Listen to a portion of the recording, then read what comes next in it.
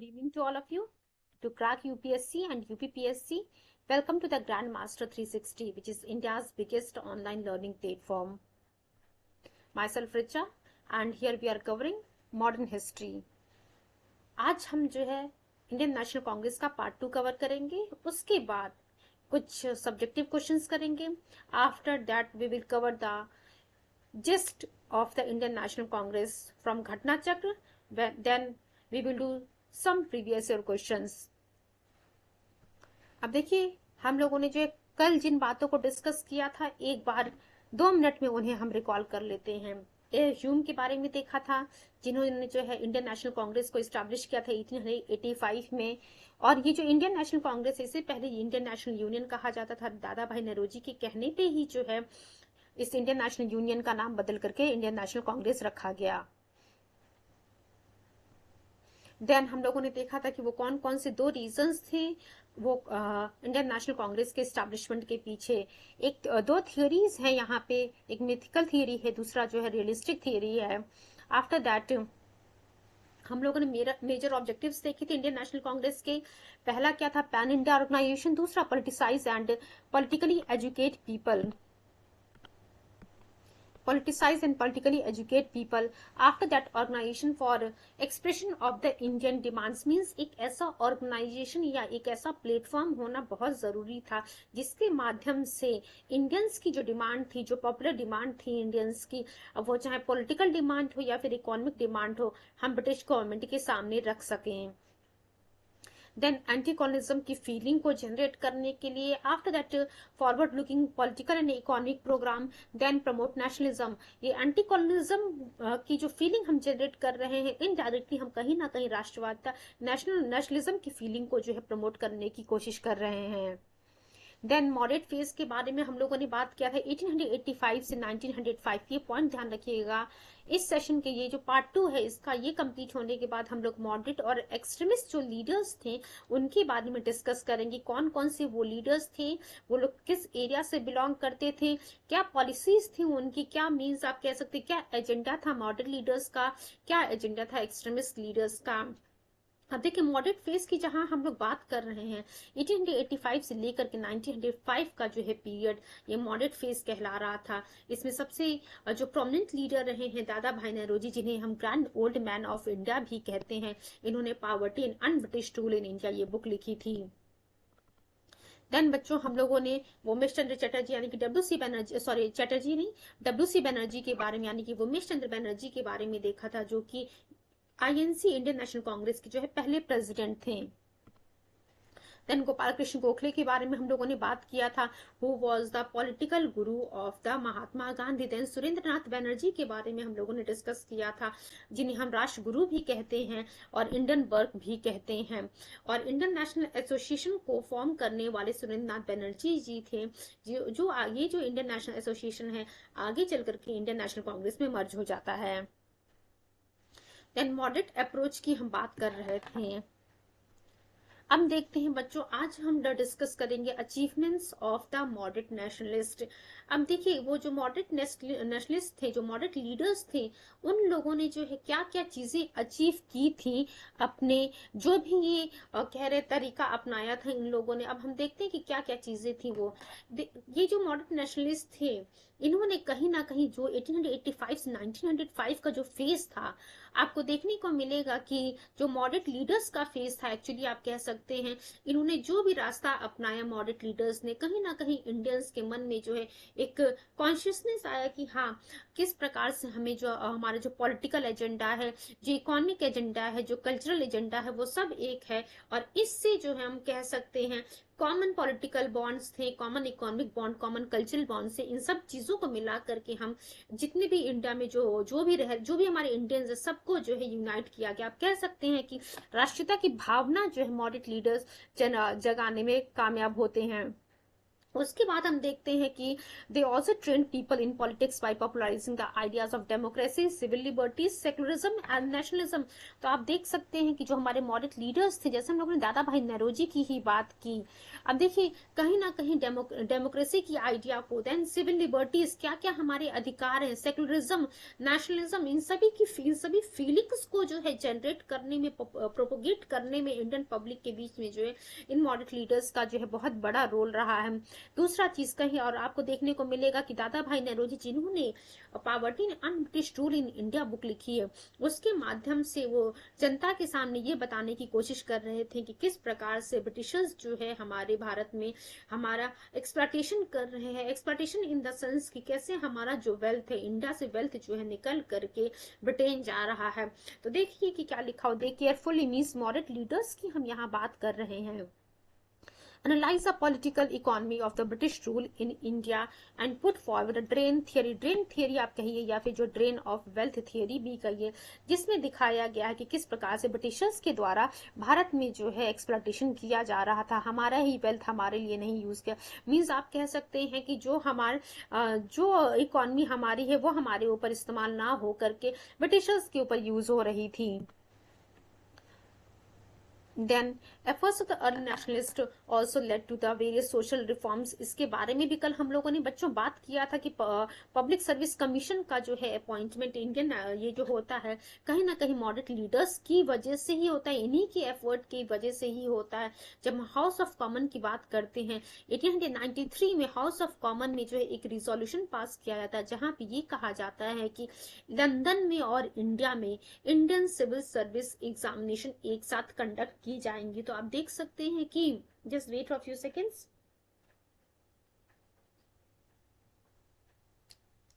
आप देख सकते हैं कि किस प्रकार से हाउस ऑफ कॉमन्स में एक रिजोल्यूशन पास किया जाता है जहां पे ये कहा जाता है कि साइमल्टेनियस एग्जामिनेशन को जो है कंडक्ट कराया जाएगा for the Indian civil service London और इंडिया में दोनों जगह। देन वेलबी कमीशन जो है इंडिया में अपॉइंट की जाती है 1895 में। अब चलिए हम देखते हैं evolution of the early work of the Congress. अब देखिए वह कहीं ना कहीं आपको देखने को जो हम 1885 से 1905 का जो पीरियड की हम बात कर रहे हैं, ऑल्दो सभी डिमांड्स जो इंडियन नेशनल कांग्रेस के लीडर्स के द्वारा रखी जा रही थी, सभी डिमांड्स को नहीं एक्सेप्ट किया जा रहा था, ड्रॉबैक्स बहुत सारी थी। बट कहीं ना कहीं आपको देखने को मिलेगा कि ये जो इंडियन नेशनल कांग्रेस था एक नेशनल बॉडी के रूप में जो है निकल के सामने आता है।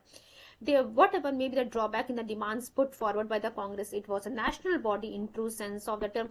कहीं ना कहीं आपको देखने को मिलेगा कि नेशनल बॉडी के रूप में उभर के सामने आता है, एक ऐसे प्लेटफॉर्म के रूप में सामने आता है जहां से सभी इंडियंस को जो है ये परमिशन थी कि हाँ वो अपनी बातों को जो है जनता ब्रिटिश गवर्नमेंट के सामने रख सके, यहाँ की क्या क्या ग्रीवांसेस हैं, हमारी क्या क्या प्रॉब्लम्स हम इंडियंस फेस कर रहे हैं। देन और यहाँ पे देखिए एक चीज ध्यान रखिएगा, ये जो इंडियन नेशनल कांग्रेस था किसी भी यहाँ पे जो है हर क्लास के व्यक्ति के लिए जो है परमिशन थी कि हाँ आप इसमें जो है ज्वाइन कर सकते हैं इंडियन नेशनल कांग्रेस को। There was nothing in this programme to which any class might take exception. तो आप देख सकते हैं कि अब वो रेस, क्लास, क्रीड किसी भी आधार पे आप कह सकते हैं यहाँ पे जो है भेदभाव नहीं था, हर वर्ग के व्यक्ति को जो है यहाँ पे परमिशन थे, अलाउ था कि हाँ आप इंडियन नेशनल कांग्रेस को जो है ज्वाइन कर सकते हैं। सभी क्लासेस के लिए, सभी कम्युनिटीज के लिए इंडियन नेशनल कांग्रेस का जो मंच था वो खुला हुआ था। प्लस सिर्फ देखिए ये जो क्लास सभी क्लासेस और सभी कम्युनिटीज की बात कर रहे हैं, इनके लिए तो ये डोर ओपन था। प्लस ये देखा जाता है कि हाँ सबके हित की बात जो है इस इंडियन नेशनल कांग्रेस के प्लेटफॉर्म पे की जा रही थी। It may be said that it was not a party but a movement. तो आप कह सकते हैं कि देखिए यहाँ पे हम क्या कह रहे हैं कि एक नेशनल बॉडी, नेशनल प्लेटफॉर्म के रूप में उभर करके आईएनसी जो है सामने आती है, जहाँ पे जो है सबको जो है परमिशन रहता है कि हाँ सभी क्लास, सभी कम्युनिटी के लोग जो है इसमें आ सकते हैं, ज्वाइन कर सकते हैं। प्लस जो भी प्रोग्राम्स बनाए जाएंगे वो सभी के हित में बनाए जाएंगे।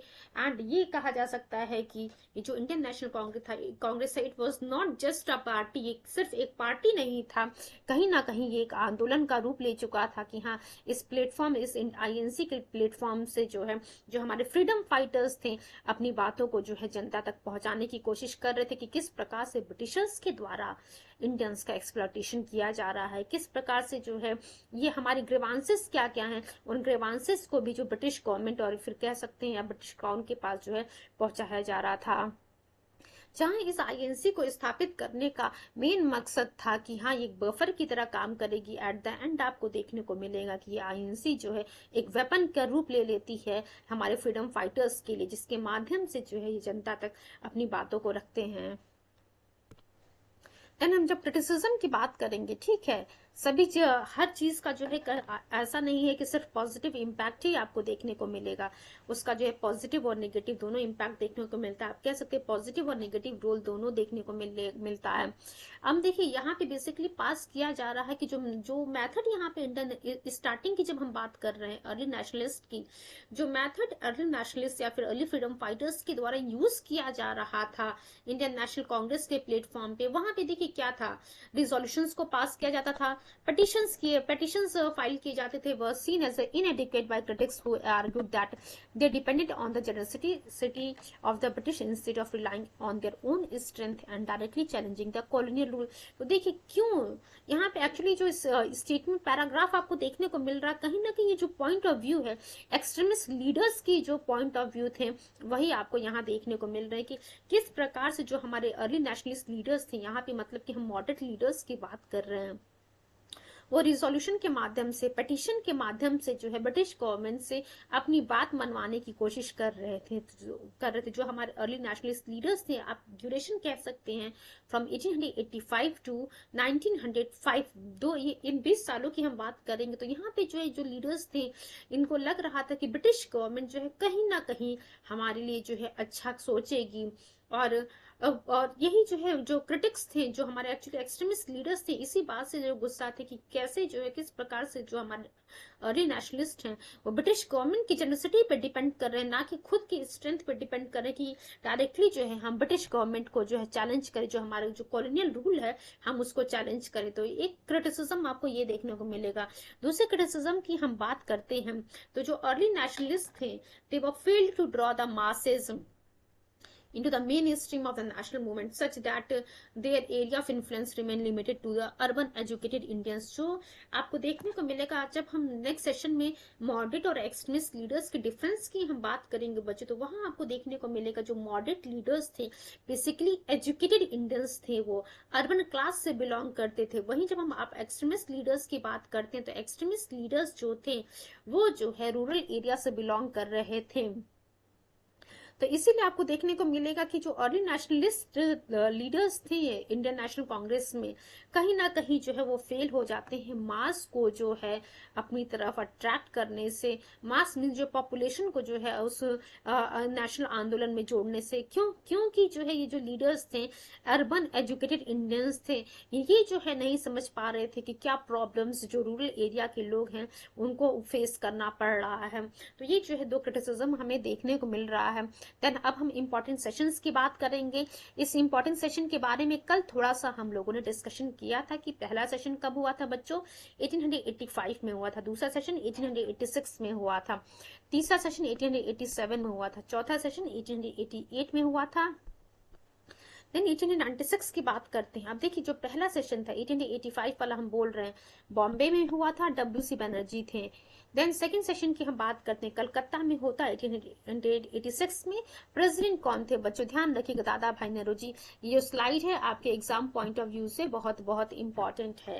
देन थर्ड सेशन की हम बात करते हैं जो कि मद्रास में होता है 1887 में, और प्रेसिडेंट कौन थे, Syed Badruddin Tyab ji, first Muslim president. Then fourth session की जब हम बात करते हैं, इलाहाबाद में होता है 1888 में, प्रेसिडेंट कौन था, जॉर्ज इले। 1896 की बात की हम लोगों ने, कलकत्ता में होता है, प्रेसिडेंट कौन था, रहमतुल्लाह सयानी। देन 1899 की जब हम बात करते हैं, देखिए यहाँ पे जो सेशंस हैं, ये सभी सेशंस जो हैं आपके पीटी पॉइंट ऑफ व्यू से बहुत बहुत इंपॉर्टेंट हैं। जब 1899 की हम बात करते हैं तो लखनऊ में ये सेशन होता है, प्रेसिडेंट रहते हैं रमेश चंद्र दत्त।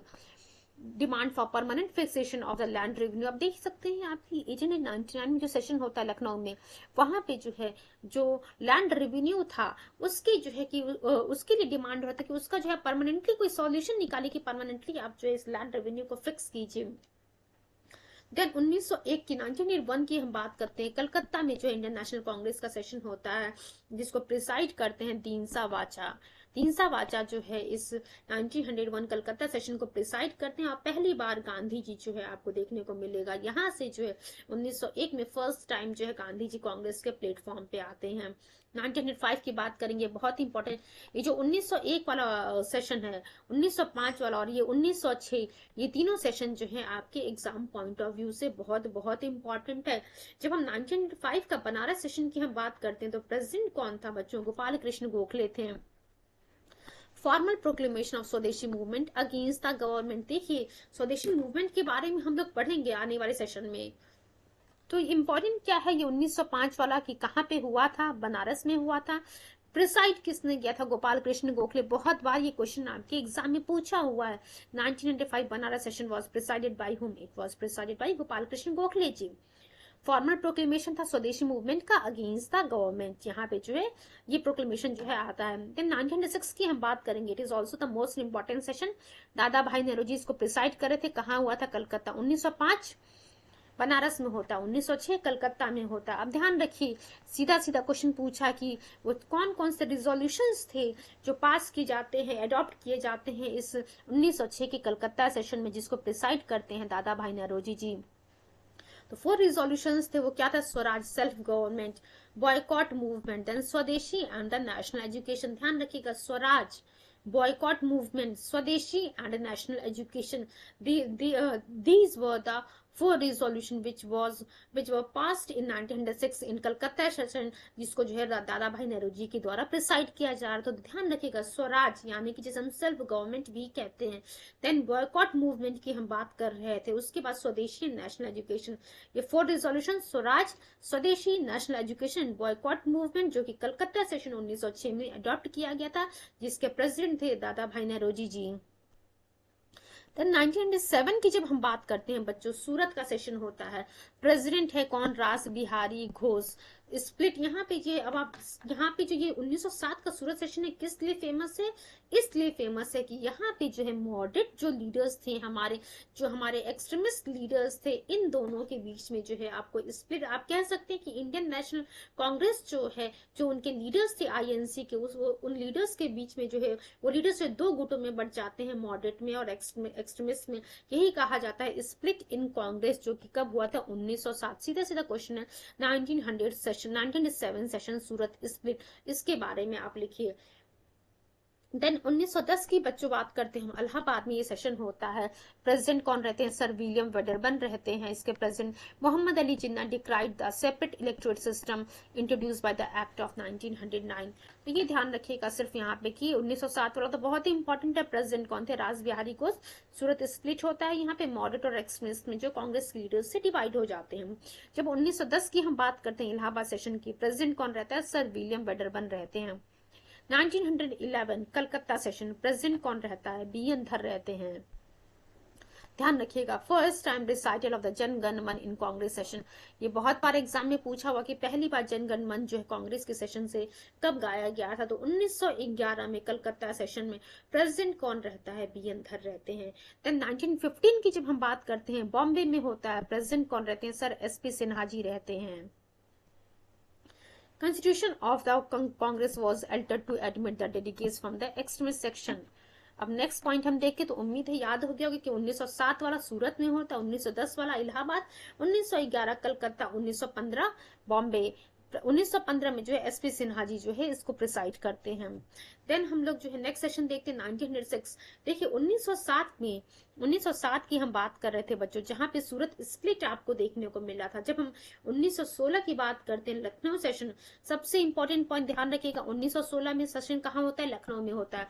प्रिसाइड कौन करता है? अंबिका चरण मजुमदार जी, यानी कि एसी मजुमदार जी जो है इस 1916 के लखनऊ सेशन को प्रिसाइड करते हैं।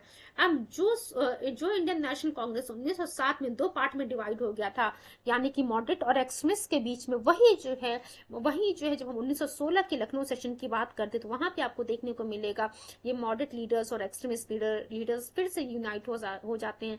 आप कह सकते हैं कि reunion of moderates and extremist आपको देखने को मिलेगा। Then Lucknow pact signed between the Congress and Muslim League to build the political consensus. And then एक और चीज आपको यहाँ पे देखने को मिलता है कि पहला पॉइंट तो ये क्लियर है कि मॉडरेट लीडर्स और जो एक्सट्रीमिस्ट लीडर्स थे वो यूनाइट हो जाते हैं। दूसरा पॉइंट ये भी है कि इसी लखनऊ सेशन 1916 में बच्चों कांग्रेस के बीच में और मुस्लिम लीग के बीच में जो है एक पैक्ट साइन होता है जिसे हम लखनऊ पैक्ट के नाम से जानते हैं, ध्यान रखिएगा। देन 1917 ये याद रखिएगा, प्रेसिडेंट कौन थी? Annie Besant. अब यहाँ से पूछता है कि इंडियन नेशनल कांग्रेस में जो है पहले वुमेन प्रेसिडेंट कांग्रेस की कौन रही थी और किस सेशन को उन्होंने प्रिसाइड किया था?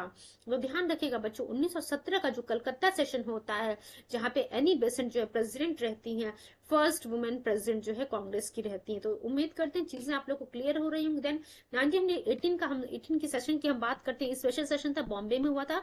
प्रेसिडेंट कौन था? सैयद हसन इमाम थे। देन 1919 अमृतसर का सेशन होता है, मोतीलाल नेहरू जी रहते हैं। अब देखिए कांग्रेस एक्सटेंडेड सपोर्ट टू खिलाफत मूवमेंट, तो यहाँ देख सकते हैं कि कहीं ना कहीं जो 1919 का खिलाफत मूवमेंट के भी बारे में हम लोग एक अलग सेशन में इस टॉपिक को कवर करेंगे। यहाँ पे बस इतना ध्यान रखना है कि इस 1919 अमृतसर के सेशन में क्या होता है, तो कांग्रेस जो है अपना सपोर्ट खिलाफत आंदोलन को देती है और इसको प्रिसाइड कौन करता है इस 1919 अमृतसर के सेशन को?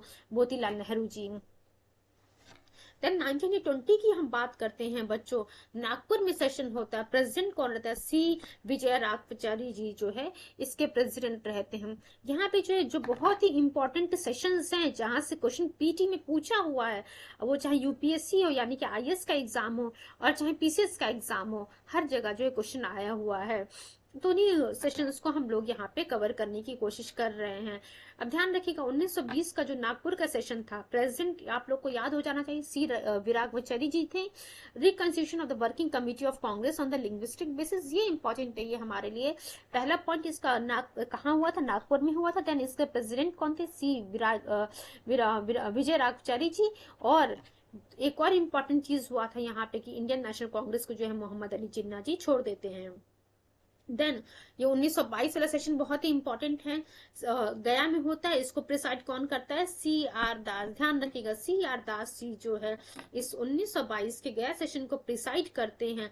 अब देखिए जो 1922 का सेशन होता है यहाँ पे क्या होता है, सी आर दास जी जो है और जो कुछ अदर लीडर्स थे वो कांग्रेस से निकल जाते हैं और कांग्रेस से निकलने के बाद सी आर दास जी जो है स्वराज पार्टी का फॉर्मेशन करते हैं। स्वराज पार्टी के बारे में भी हम लोग देखेंगे कि कौन कौन से मेंबर्स जो है इस स्वराज पार्टी से जुड़े हुए थे।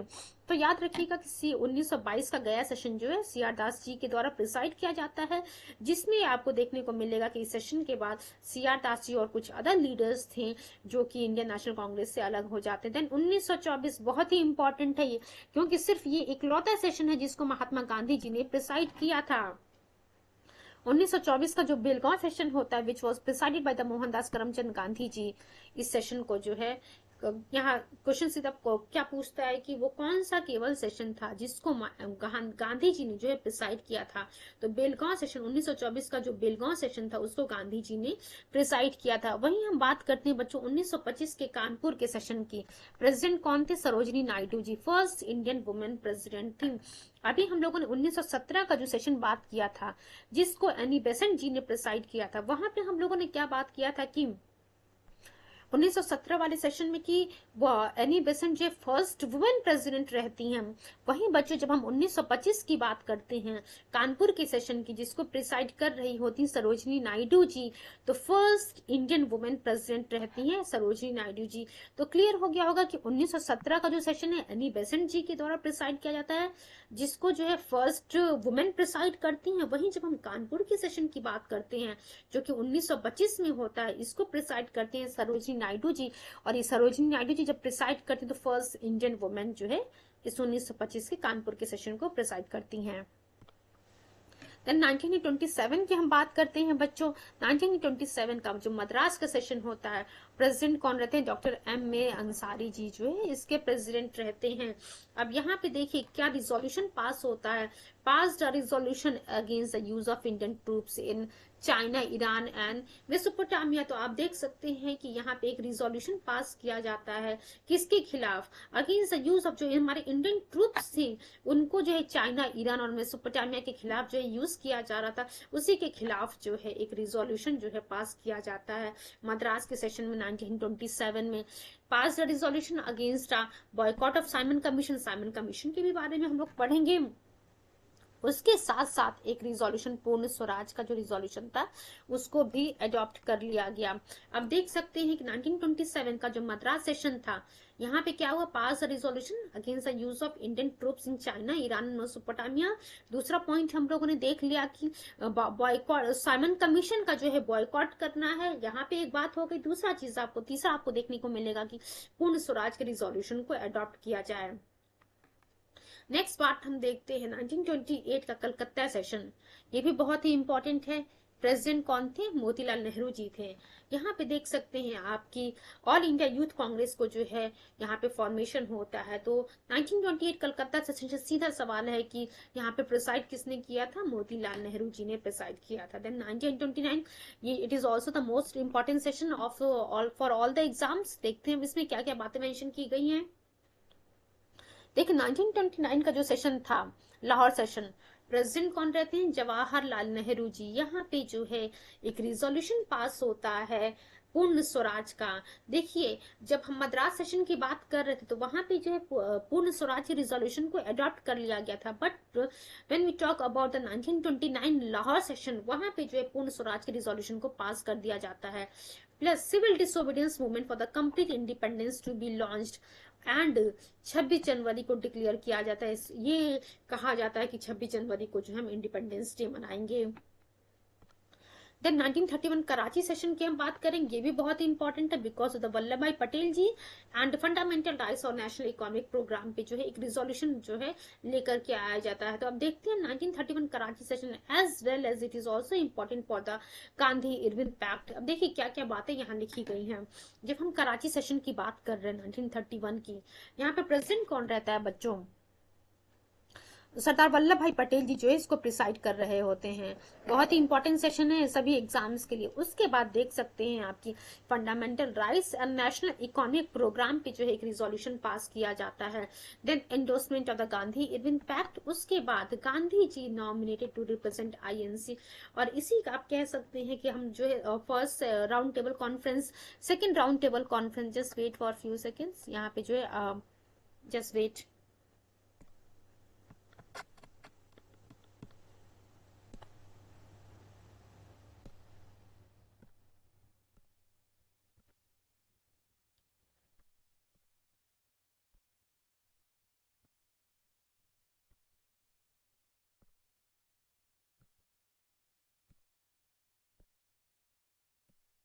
फाइन। गांधी जी को जो है कहा जाता है कि इसी 1931 कराची सेशन के बाद ये कहा जाता है कि गांधी जी जो है सेकेंड राउंड टेबल कॉन्फ्रेंस में पार्टिसिपेट करने लंदन में जाएंगे। अब देखिए अब ये भी क्वेश्चन बनता है कि सेकेंड राउंड टेबल कॉन्फ्रेंस कहाँ हुआ था? लंदन में हुआ था। दूसरा चीज, इंडियन नेशनल कांग्रेस को कौन रिप्रेजेंट कर किया था? किसने? सेकेंड राउंड टेबल कॉन्फ्रेंस में गांधी जी ने। तीसरा चीज आप कह सकते हैं कि 1931 का जो कराची सेशन हुआ था उसको प्रिसाइड किसने किया था? सरदार वल्लभ भाई पटेल जी ने किया था। देन हम बात करते हैं 1934 का बॉम्बे सेशन। इसको प्रिसाइड किसने किया था? डॉक्टर राजेंद्र प्रसाद जी ने जो है इस 1934 बॉम्बे सेशन को प्रिसाइड किया था। यहाँ पे आप देख सकते हैं कि amendment in the constitution of Congress, main point यही है कि 1934 का जो बॉम्बे सेशन हुआ था उसको प्रिसाइड किसने किया था। देन लखनऊ सेशन की हम बात करते हैं 1936 की। आप देख सकते हैं 1936 का जो लखनऊ सेशन होता है उसको प्रिसाइड कौन करता है? जवाहरलाल नेहरू जी प्रिसाइड करते हैं। Push toward socialist ideas by the Jawaharlal Nehru. इसी 1936 के लखनऊ सेशन को जिसको प्रिसाइड किया जाता है जवाहरलाल नेहरू जी के द्वारा, यहाँ पे जो सोशलिस्ट आइडियाज थे जवाहरलाल नेहरू जी के द्वारा जो है सामने रखा जाता है। 1937 का फैजपुर सेशन बहुत ही इंपॉर्टेंट है। क्यों? क्योंकि ये इकलौता कांग्रेस का सेशन था जो गांव में होता है। इसको प्रिसाइड कौन करता? 1936 का लखनऊ सेशन भी प्रिसाइड किया जाता है जवाहरलाल नेहरू जी के द्वारा। वही 1937 का फैजपुर सेशन ये भी प्रिसाइड किया जाता है जवाहरलाल नेहरू जी के द्वारा। और जो पहला सेशन होता है वो कहाँ पे होता है? गांव में होता है, ध्यान रखिएगा। देन 1938 और 1939 वाला हरिपुरा त्रिपुरी सेशन बहुत बहुत इंपॉर्टेंट है आपके एग्जाम के लिए, बहुत बार क्वेश्चन पूछा गया है यहाँ पे। अब देखिए पहला जो 1938 का हरिपुरा सेशन होता है ये कहाँ पे हो, ये इसको प्रिसाइड कौन करता है? सुभाष चंद्र बोस जी प्रिसाइड करते हैं। और यहाँ पे आपको देखने को मिलेगा कि इसी हरिपुरा सेशन 1938 में जवाहरलाल नेहरू जी के अंडर में जो है एक नेशनल प्लानिंग कमेटी को स्टैब्लिश किया जाता है। वहीं जब त्रिपुरी क्राइसिस, देखिए हम लोग जो है आगे चल करके त्रिपुरी क्राइसिस के बारे में पढ़ेंगे। यहाँ देखिए 1939 का जब हम त्रिपुरी की बात कर रहे हैं, एक्चुअली में यहाँ भी जो है सुभाष चंद्र बोस जी ही री इलेक्ट होते हैं। बट क्योंकि जो मेंबर्स थे इंडियन नेशनल कांग्रेस के, उनके बीच में जो है कुछ डिफरेंसेस ऑफ ओपिनियन था और गांधी जी नहीं चाहते थे कि सुभाष चंद्र बोस जी जो है इसको प्रिसाइड करे। इसलिए जो है सुभाष चंद्र बोस जी ने जो है आप कह सकते हैं कि रेजिग्नेशन दे दिया। और उनके बाद जो है इस त्रिपुरी सेशन 1939 में प्रेसिडेंट किसको नियुक्त किया जाता है? डॉक्टर राजेंद्र प्रसाद जी को जो है प्रेसिडेंट बनाया जाता है। सुभाष चंद्र, देखिए क्या लिखा हो, सुभाष चंद्र बोस वॉज री इलेक्टेड। जो हरिपुरी के बाद जो है जब त्रिपुरी में सेशन होता है वहां भी सुभाष चंद्र बोस जी को री इलेक्ट किया जाता है, but had to resign. Rajendra Prasad was appointed in his place, ये मैंने आप लोग को बता दिया। और देखिए इस इंडियन नेशनल यहाँ से जो है जब रिजाइन दे देते हैं उसके बाद सुभाष चंद्र बोस जी जो है एक फॉरवर्ड ब्लॉक की स्थापना करते हैं। तो ध्यान रखिएगा, पूछता है क्वेश्चन की फॉरवर्ड ब्लॉक जो है किसके द्वारा स्थापित किया गया था? तो फॉरवर्ड ब्लॉक जो है बच्चों सुभाष चंद्र बोस जी के द्वारा स्थापित किया जाता है, फॉर्म किया जाता है। देन रामगढ़ सेशन की हम बात करते हैं। 1940 का रामगढ़ सेशन होता है जिसको प्रिसाइड किया जाता है अबुल कलाम आजाद जी के द्वारा। ध्यान रखिएगा 1940 Ramgarh session presided bye Abul Kalam Azad. Civil disobedience movement was launched, movement to be launched at appropriate time and circumstances. Just wait for a few seconds. देखिए ध्यान रखिएगा 1940 रामगढ़ सेशन, इसके प्रेसिडेंट कौन रहते हैं? अबुल कलाम आजाद जी रहते हैं। और सिविल डिसोबीडियंस मूवमेंट जो है यहाँ पे जो है आपको देखने को मिलेगा to be launched at the appropriate time and circumstances. Next हम देखते हैं बच्चों 1941 से 45 का पीरियड। यहाँ पे जो है कुछ इंपॉर्टेंट इवेंट्स आपको देखने को मिलेंगे। जैसे हम क्विट इंडिया मूवमेंट की बात करें 1942 में आपको देखने को मिलता है क्विट इंडिया मूवमेंट। देन हम रॉयल इंडियन नेवी म्यूटनी की बात करते हैं, यानी कि रिन म्यूटनी की हम बात करते हैं। उसके बाद हम आईएनए ट्रायल्स की हम बात करेंगे। तो ये सभी जो है इवेंट्स आपको जो इसे 1941 से 45 के बीच में देखने को मिलेगा। ये जो है आप कह सकते हैं फेज ऑफ कॉन्स्टिट्यूशन नेगोशिएशन, जैसे कि यहीं पे क्रिप्स मिशन भी आया। देन वेवल प्लान आपको देखने को मिलेगा, कैबिनेट मिशन आपको देखने को मिलेगा। तो आप कह सकते हैं कि इतने सारे इवेंट्स होने की वजह से इस ये जो ड्यूरेशन था 1941 से 45 के बीच में यहाँ पे जो है कांग्रेस का कोई भी सेशन नहीं होता है। तो अब सीधा सीधा पूछा जाए कि क्यों 1941 से 45 के बीच में जो है कांग्रेस का कोई भी सेशन नहीं होता है? Because of the various events, जैसे कि कुछ India movement, rain mutiny, INA trials. उसके बाद जो है कुछ कॉन्स्टिट्यूशन नेगोशिएशन चल रहा था। क्रिप्स मिशन की हम बात करते, वेवल प्लान की बात करते, कैबिनेट मिशन की बात करते। इन सभी कारणों की वजह से इंडियन नेशनल कांग्रेस का कोई भी सेशन जो है इस ड्यूरेशन में नहीं हो पाता है। 1946 की हम बात करें, मेरठ में होता है। प्रेसिडेंट कौन थे? जेबी कृपलानी जी थे। लास्ट सेशन जो है ये 1947 में हमारा देश आजाद हो जाता है। तो हमारे इंडियन इंडिपेंडेंस से पहले जो है ये लास्ट सेशन आपको देखने को मिलेगा 1946 में मेरठ में होता है, जिसको प्रिसाइड करते हैं जेबी कृपलानी जी। अब देखिए एक क्वेश्चन पूछता है कि जब हमारा देश आजाद हो रहा होता है तो उस समय जो है इंडियन नेशनल कांग्रेस का प्रेसिडेंट कौन रहता है, तो उस समय जो है इंडियन नेशनल कांग्रेस के प्रेसिडेंट जेबी कृपलानी जी रहते हैं। JB Kripalani was the president of Indian National Congress at independence. Next देखिए बच्चों कुछ सब्जेक्टिव क्वेश्चंस हैं। अब देखिए क्वेश्चन क्या पूछ रहा है कि who was the president of the first session of INC, तो इंडियन नेशनल कांग्रेस का पहला प्रेसिडेंट कौन था, जो फर्स्ट सेशन हुआ था उसका प्रेसिडेंट कौन था, तो वो हम लोगों ने पहले ही देखा। वोमेश चंद्र बैनर्जी यानी कि WC बैनर्जी जो है इस आईएनसी के फर्स्ट सेशन के प्रेसिडेंट रहते हैं, और जो फर्स्ट सेशन होता है उसमें 72 डेलीगेट्स जो है पार्टिसिपेट किए रहते हैं। नेक्स्ट पॉइंट हम देखते हैं बच्चों, who when and who establish the Indian National Congress. अब ये आप सभी लोगों को पता है कि एओ ह्यूम जो कि एक रिटायर्ड सिविल सर्वेंट थे, इन्होंने 1885 में जो है इंडियन नेशनल कांग्रेस की स्थापना थी। इनिशियली जो है इस इंडियन नेशनल कांग्रेस को इंडियन नेशनल यूनियन कहा जा रहा था, बट दादा भाई नौरोजी के रिकमेंडेशन पे इस इंडियन नेशनल यूनियन को जो है इंडियन नेशनल कांग्रेस नाम दिया गया। जो कांग्रेस शब्द है अमेरिकन कॉन्स्टिट्यूशन से लिया गया, जिसका मतलब होता है असेंबली। देन ये क्वेश्चन रिपीटेड है कि who founded the Indian National Congress, तो आप सभी लोगों को पता है कि इंडियन नेशनल कांग्रेस जो एओ ह्यूम के द्वारा फॉर्म किया जाता है। अब पूछ रहा है कि रीजन क्या था इंडियन नेशनल कांग्रेस को फॉर्म करने का, तो दो रीजन मैंने आप लोग को बताया था कि एक मिथिकल कंसेप्ट दिया गया है और एक जो है रियलिस्टिक कंसेप्ट दिया गया है। देन ये भी question, just wait for few seconds. अब देखिए ये क्वेश्चन जो है रिपीट हो गया कि who was the president of the first session of INC. Already हम लोगों ने देखा। एक्चुअली जो क्वेश्चन है कि पहला जो है प्रेसिडेंट कौन था, फर्स्ट सेशन का प्रेसिडेंट कौन था, बहुत बार एग्जाम में पूछा हुआ है, तो ध्यान रखिएगा WC बैनर्जी जी, और 72 डेलीगेट्स ने उसमें पार्टिसिपेट किया था पहले सेशन में। अब देखती है हम यहाँ पे डिस्कस करेंगे gist of the Indian National Congress from the घटना चक्र। अब एक रिक्वेस्ट आप सभी बच्चों से, यहाँ तक यहाँ से जो पॉइंट्स डिस्कस करेंगे हम, उसके लिए जो है प्लीज आप लोग एक कॉपी और एक पेन जरूर लेकर के बैठिएगा, so that important points, each and every point से जो है आपके एग्जाम में क्वेश्चन पूछा हुआ है, तो उन पॉइंट्स को जरूर आप लोग नोटेड डाउन कर लीजिएगा। एंड इस लेक्चर को देखने के बाद एक बार प्रीवियस क्वेश्चन सॉल्व करने की कोशिश कीजिएगा। यू विल फाइंड की सभी क्वेश्चन, सभी पॉइंट से कहीं ना कहीं एग्जाम में क्वेश्चन पूछा हुआ है।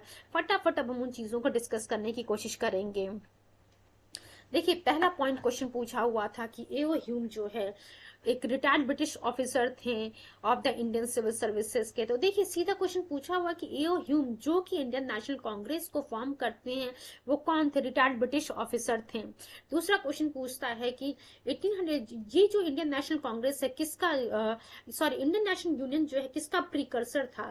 तो एक्चुअली इंडियन नेशनल यूनियन को जो है फॉर्म किया गया था 1884 में, जब दादा भाई नौरोजी जी ने रिकमेंडेशन दिया कि इस यूनियन की जगह कांग्रेस टर्म रखिए आप लोग, तब 1885 में इंडियन नेशनल कांग्रेस जो है शब्द रखा गया, इंडियन नेशनल कांग्रेस रखा गया नाम। तो किसके रिकमेंडेशन पे रखा गया था, दादा भाई नौरोजी जी के रिकमेंडेशन पे ये नाम रखा गया था। उसके बाद ये जो है बहुत ही इंपॉर्टेंट क्वेश्चन है कि इंडियन नेशनल कांग्रेस हम लोगों ने देख लिया 1885। एक चीज ध्यान रखिएगा, इंडियन नेशनल यूनियन 1884 में स्टैब्लिश किया गया था, बट 1885 में जो इसका नाम इंडियन नेशनल कांग्रेस कर दिया गया। किसके द्वारा फॉर्म किया गया था, एओ ह्यूम के द्वारा फॉर्म किया गया था। अब अगला क्वेश्चन पूछता है कि इसका पहला सेशन कब हुआ था इंडियन नेशनल कांग्रेस का, तो ध्यान रखिएगा बच्चों 28 दिसंबर 1885 को जो है पहला सेशन होता है इंडियन नेशनल कांग्रेस का। कहाँ पे होता है, गोकुलदास तेजपाल संस्कृत कॉलेज, संस्कृत विद्यालय बॉम्बे। ध्यान रखिएगा आप लोग ये जो नाम लिखा हुआ है गोकुलदास तेजपाल संस्कृत विद्यालय बॉम्बे, यहाँ पे जो है इंडियन नेशनल कांग्रेस का पहला सेशन होता है 28 दिसंबर 1885। Don't forget it. Then Indian national session, in this session Dadabhai Naoroji ने जो है सजेस्ट किया था, यही देख सकते हैं आपकी suggested that the name of the Indian National union should be change into the national Indian National Congress. तो यही जो आपको देखने को मिलेगा, यहीं पे जो है दादा भाई नौरोजी जी के द्वारा 1885 में सजेस्ट कर दिया गया था कि आई इंडियन नेशनल यूनियन की जगह जो है आप इंडियन नेशनल कांग्रेस कहिए। कितने क्वेश्चन पूछा है कि कितने डेलीगेट्स ने पार्टिसिपेट किया था, 72 डेलीगेट्स ने जो है इसमें पार्टिसिपेट किया था इस फर्स्ट सेशन में। देन इस ये जो फर्स्ट सेशन होता है उसको प्रिसाइड कौन करता है, WC बैनर्जी यानी कि वोमेश चंद्र बैनर्जी जी के द्वारा इंडियन नेशनल कांग्रेस का पहला सेशन जो बॉम्बे में होता है 1885 में, जिसमें 72 डेलीगेट्स ने पार्टिसिपेट किया था, प्रिसाइड किया था किसके द्वारा, WC बैनर्जी के द्वारा। उसके बाद फर्स्ट जनरल सेक्रेटरी कौन था इंडियन नेशनल कांग्रेस का? अब आप लोग मुझे ये बताइए, तो फर्स्ट जनरल सेक्रेटरी जो होते हैं इंडियन नेशनल कांग्रेस, वो कौन होते हैं बच्चों?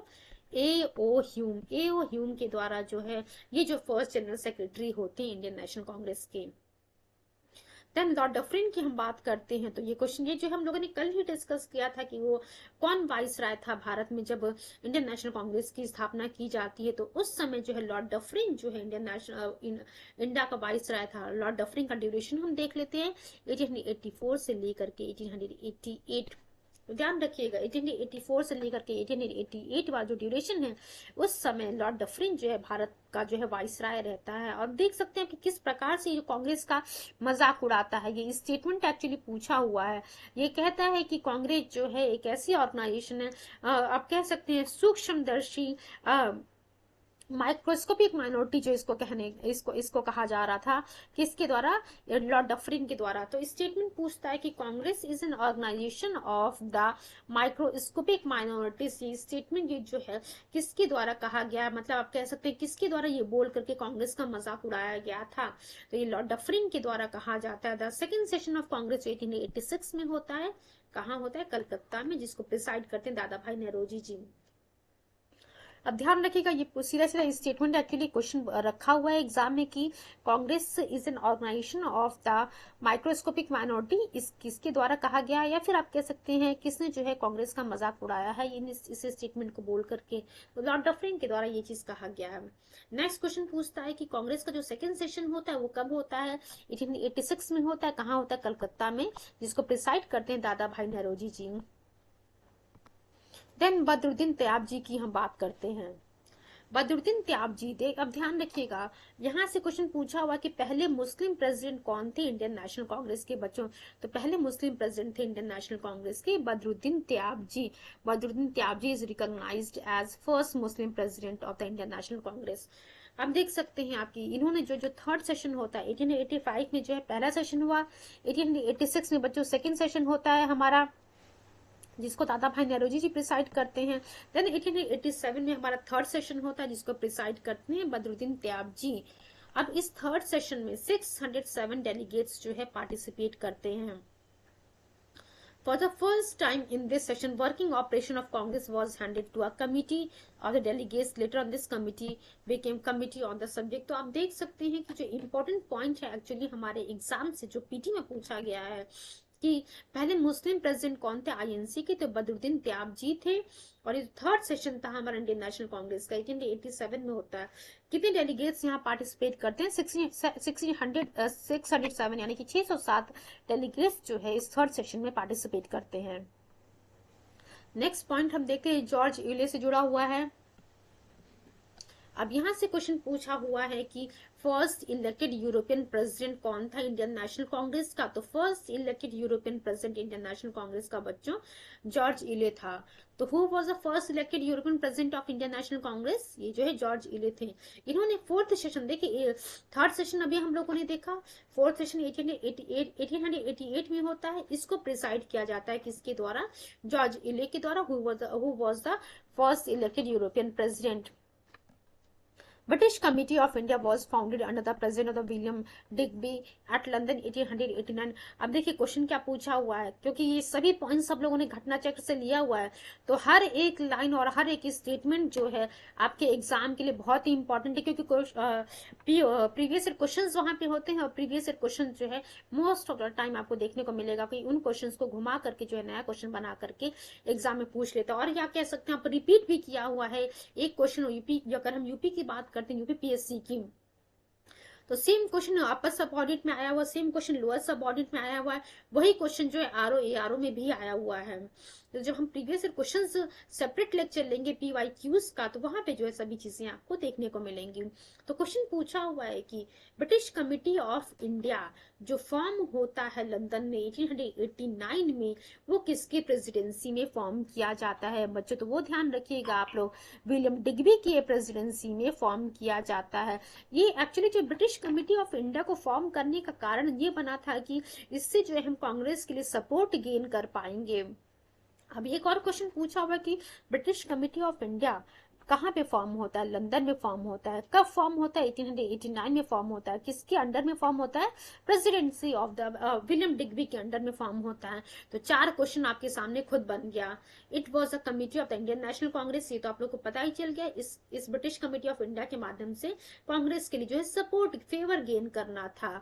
अब ध्यान रखिएगा, ये जो ब्रिटिश कमेटी ऑफ इंडिया थी, जिसका काम था कांग्रेस के लिए फेवर जो है गेन करना, इसने जो है एक वीकली मैगजीन शुरू किया जिसका नाम था इंडिया, जिसके माध्यम से क्या करना चाह रहे थे कि to spread awareness among the Britishers about the matters relating to the India. तो देख सकते हैं आपकी जो ब्रिटिशर्स थे, ब्रिटेन के जो नागरिक थे, उनको जो है अवेयर कराना कि किस प्रकार से भारत में ब्रिटिश गवर्नमेंट जो एक्सप्लॉयटेशन कर रही है इंडियंस का। देन नेक्स्ट हम पॉइंट देखते हैं, लाला लाजपत राय वाला भी बहुत ही इंपॉर्टेंट है। सीधा सीधा क्वेश्चन पूछा हुआ है कि शेरे पंजाब किसे कहा जाता है? तो शेरे पंजाब जो है बच्चों लाला लाजपत राय जी को कहा जाता है। ध्यान रखिएगा, लाला लाजपत राय जी को जो है हम शेरे पंजाब भी कहते हैं। 1920 का जो सेशन हुआ था कांग्रेस का, उसको एक्चुअली प्रिसाइड किया था लाला लाजपत राय जी ने, और वहां पे एक रिजोल्यूशन पास होता है। Resolution on the non cooperation movement was pass by the Congress in this session. तो Lala Lajpat Rai often called as अ शेर Punjab 1920 presided over the Congress session. ये आप लोग को पता चल गया। इस सेशन होता है 1920 का, वहां पे जो है एक रिजोल्यूशन पास किया जाता है नॉन कॉपरेशन मूवमेंट को लेकर के। देन हम एनी बेसेंट की बात करते हैं। ये भी नाम बहुत ही इंपॉर्टेंट है, थियोसॉफिकल सोसाइटी से जुड़ी हुई नाम है। जब हम लोग सोशल रिलीजियस रिफॉर्म मूवमेंट पढ़ेंगे तो वहां पे जो है थियोसॉफिकल सोसाइटी के बारे में भी जो है कवर करेंगे। अब देखिए, एनी बेसेंट की हम बात करते हैं तो इनका ओरिजिन जो है क्या था? एंग्लो आयरलैंड ओरिजिन था। देख सकते हैं आपकी, हम लोगों ने थोड़ी देर पहले डिस्कस किया था कि 1917 में एनी बेसेंट जो है इंडियन नेशनल कांग्रेस को प्रिसाइड कर रही होती हैं। तो सीधा क्वेश्चन पूछा हुआ है कि फर्स्ट वुमेन प्रेसिडेंट कौन थी इंडियन नेशनल कांग्रेस की? तो ये कौन थी? एनी बेसेंट जी थी। जब हम 1916 की बात करते तो होम रूल मूवमेंट की जब हम लोग बात करेंगे, सीधा सीधा 2 नाम पूछता है, वो कौन कौन से 2 नाम है जो होम रूल मूवमेंट से जुड़े हुए हैं बच्चों? तो एनी बेसेंट और बाल गंगाधर तिलक जो है होम रूल मूवमेंट से जुड़े हुए हैं। फर्स्ट वुमेन प्रेसिडेंट कौन थी इंडियन नेशनल कांग्रेस की? एनी बेसेंट जी थी 1917 में। देन हम बात करते हैं इंडियन नेशनल कांग्रेस के 27th सेशन की। बांकीपुर बिहार में होता है, जो कि दिसंबर 1912 में। इस सेशन को प्रिसाइड कौन कर रहा होता है? आर.एन. मुधोलकर जी जो है इसको प्रिसाइड कर रहे होते हैं। अब आप सभी बच्चों को पता है कि फादर ऑफ कांग्रेस किसे कहा जाता है? कांग्रेस किसको कहा जाता है? AO Hume was called as a father of Congress in this session. ये जो 27th सेशन आपको देखने को मिल रहा है, यहीं पे जो है कहा गया 1912 में कि फादर ऑफ द कांग्रेस जो है कौन है? एओ ह्यूम है। 1916 की हम लोग बात करते हैं तो आप सभी लोगों को पता है कि 1916 में जो इंडियन नेशनल कांग्रेस जो 2 गुटों में बटी थी 1907 में, सूरत स्प्लिट जो हुआ था, वहां पे जब हम 1916 की बात करते हैं तो मॉडरेट और एक्सट्रीमिस्ट रीयूनाइट हो जाते हैं। उसके साथ साथ एक पैक्ट भी साइन होता है इंडियन नेशनल कांग्रेस और मुस्लिम लीग के बीच में, जिसे हम लखनऊ पैक्ट कहते हैं। और इस 1916 के लखनऊ सेशन को प्रिसाइड कौन कर रहा था? अंबिका चरण मजुमदार जी। देन ये सभी बात, और एक और चीज ध्यान रखेगा, इसी 1916 का जो सेशन होता है, यहीं पे जो है कहा जाता है बाल गंगाधर तिलक जी के द्वारा स्वराज मेरा जन्म सिद्ध अधिकार है और मैं इसे लेकर के रहूंगा। Swaraj is my birth right and I shall have it. तो ये सीधा सीधा 2 क्वेश्चन बनता है कि किस सेशन में बाल गंगाधर तिलक जी ने कहा था कि स्वराज मेरा जन्म सिद्ध अधिकार है और मैं इसे लेकर के रहूंगा, प्लस या फिर आप कह सकते हैं Swaraj is my birth right and I shall have it. Then 1888 की हम बात करते हैं। Sir Syed Ahmed Khan founded the United Indian Patriotic Association. अब देखिए यहाँ पे क्वेश्चन क्या बना है कि यूनाइटेड इंडियन पेट्रियोटिक एसोसिएशन किसके द्वारा फॉर्म किया जाता है? तो सर सैयद अहमद खान जी के द्वारा इस यूनाइटेड इंडियन पेट्रियोटिक एसोसिएशन को फॉर्म किया जाता है। कब किया जाता है फॉर्म? 1888 में किया जाता है। अब देखिए इस यूनाइटेड इंडियन पैट्रियोटिक एसोसिएशन जिसको सर सैयद अहमद खान जी ने 1888 में फॉर्म किया, तो उसको फॉर्म करने के पीछे का वजह क्या था, was to restrict Congress from spreading its ideas to masses and to keep people away from the Congress। कहीं ना कहीं जो है इस यूनाइटेड इंडियन पैट्रियोटिक एसोसिएशन के माध्यम से सर सैयद अहमद खान जी जो है बेसिकली मुस्लिमों को जो है कांग्रेस से दूर रहने की बात कह रहे थे। अब नेक्स्ट कुछ बातों को हम बिफोर दैट देखिए बहुत सारी बातें अभी हमें और डिस्कस करनी है। उन बातों को डिस्कस करने से पहले हम कुछ प्रीवियस ईयर क्वेश्चंस को कवर कर लेते हैं। एक्चुअली जिन स्लाइड्स को मैंने अभी स्किप किया है उन सभी पॉइंट्स को ऑलरेडी हम लोगों ने कवर कर लिया है, तो बार बार चीजों को रिपीट करना कोई मुझे जरूरत नहीं लगता, बिकॉज सभी चीजें आप लोग को याद हो गई होंगी। अब देखिए पहला पॉइंट है कि Indian National Congress, just wait for few seconds, Indian National Congress was established by,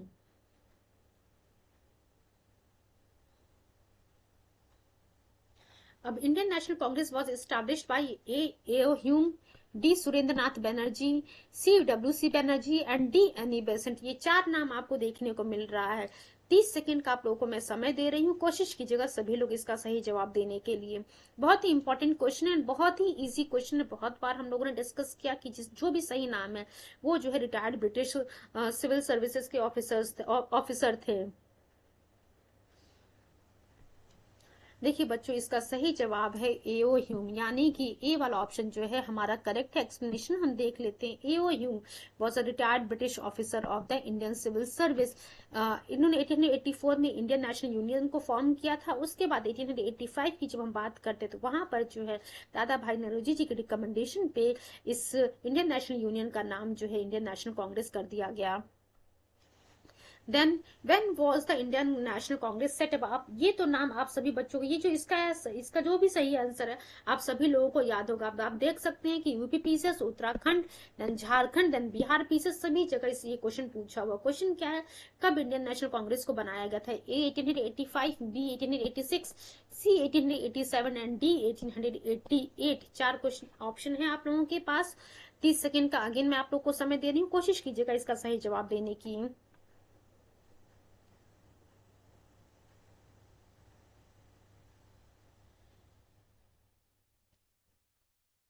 देखिए बच्चों इसका सही आंसर है 1885। अब हमें एक्सप्लेनेशन एक बार देख लेते हैं। ऑलरेडी ये चीज हम लोग को पता है, बट स्टिल एक बार एक्सप्लेनेशन देख लेते हैं जो घटना चक्र में दिया हुआ है। इंडियन नेशनल कांग्रेस 1885 में फॉर्म होता है एओ ह्यूम जी के द्वारा, जो कि रिटायर्ड सिविल सर्विस ऑफिसर रहते हैं। एंड डेट क्या था इस आईएनसी के फर्स्ट सेशन का?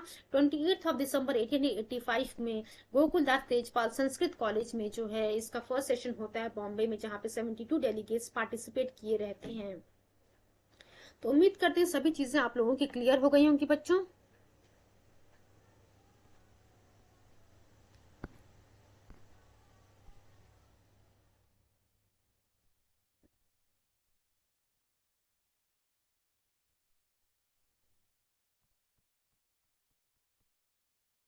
आज का हमारा सेशन यही एंड होता है। Thank you so much. Please like, share and subscribe the channel grand master 360।